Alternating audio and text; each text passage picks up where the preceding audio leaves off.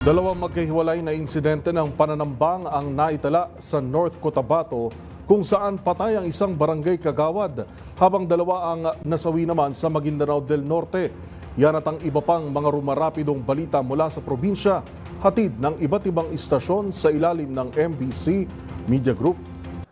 Balita mula sa Central Mindanao, patay sa pananambang ang isang barangay kagawad ng Barangay Balong Tulunan, SJ Ibar, makaraang paulanan ng bala ng mga salarin habang nagmamaneho ng motorsiklo. Dead on arrival sa pagamutan ang biktima na si Barangay Kagawad Ricky Mutalib. Ang insidente ay naganap in a broad daylight sa bahagi ng Barangay Ladtingan, Pikit, North Cotabato habang nag-iisang minamaneho ng biktima ang motorsiklo nito. Nabatid na nakaligtas ang biktima sa unang attempt sa kanyang buhay nitong nakaraang taon.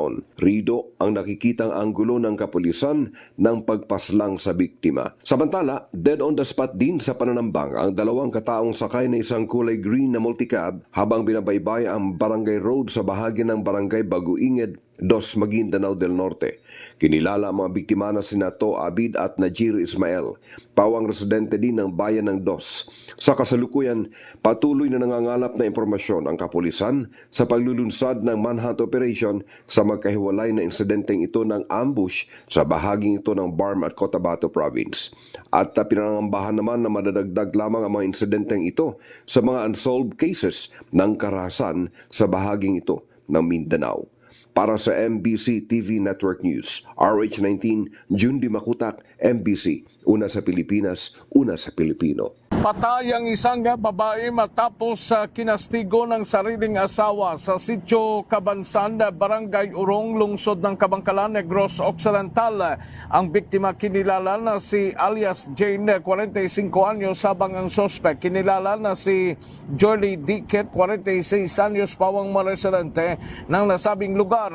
Ayon kay Police Lieutenant Judices Catalogo, SNOCPO spokesperson, dumating sa kanilang bahay ang sospek at nagkaroon ng mainitang pagtatalo hanggang nauwi sa pagpangastigo ng sospek sa biktima. Dinala pang biktima sa Kabangkalan District Hospital, subalit ito ay binawian ng buhay. Sa ngayon, ditinado sa jail facility ng Kabangkalan City Police Station at maharap sa kasong parricide ang sospek.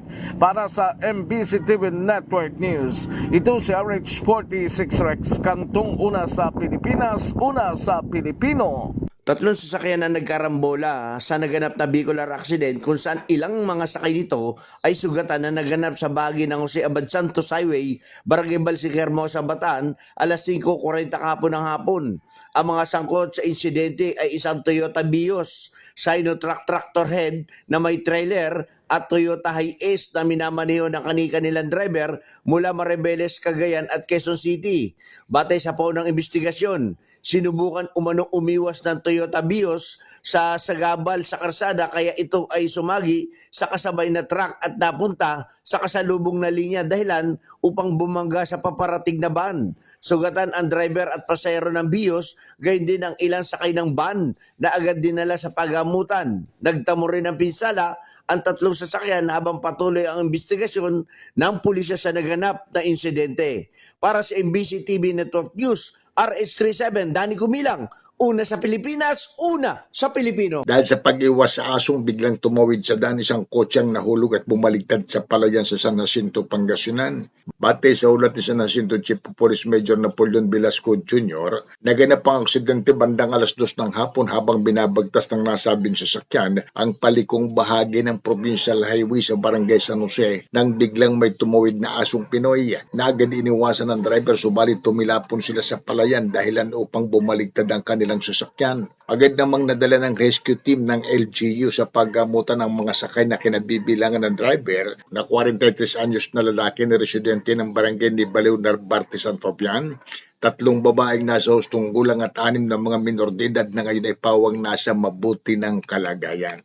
Mula sa Action Radio Pangasinan para sa MBC TV Network News, ito si Freddy Fajardo, RH38, una sa Pilipinas, una sa Pilipino. Pinag-iingat ng Office of Civil Defense sa OCD Eastern Visayas ang publiko sa pagtatapon ng mga bagay na maaaring maging sanhi ng grass fire kung saan patuloy na nararanasan ang sobrang init ng panahon.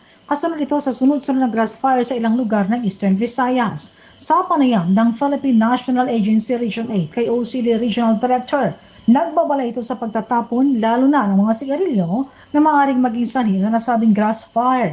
Nito lang nakarang linggo, nagkaroon ng grass fire sa Humunhan Island, Kiwan, Eastern Samar na umabot ng ilang araw. Kumalat ang apoy hanggang sa mga remote island areas. Binigyan din ng OCD ang pagpapatupad ng preventive measures lalo na sa panahon ng dry season. Hinikayat ng opisina na palakasin ang disaster preparedness hanggang sa barangay level upang agad na maagapan ang pagsisimula pa lamang ng apoy. Mula sa NBC TV Network News, RH34 Jane Galit Bantayan ng DZRH. Una sa Pilipinas, una sa Pilipino.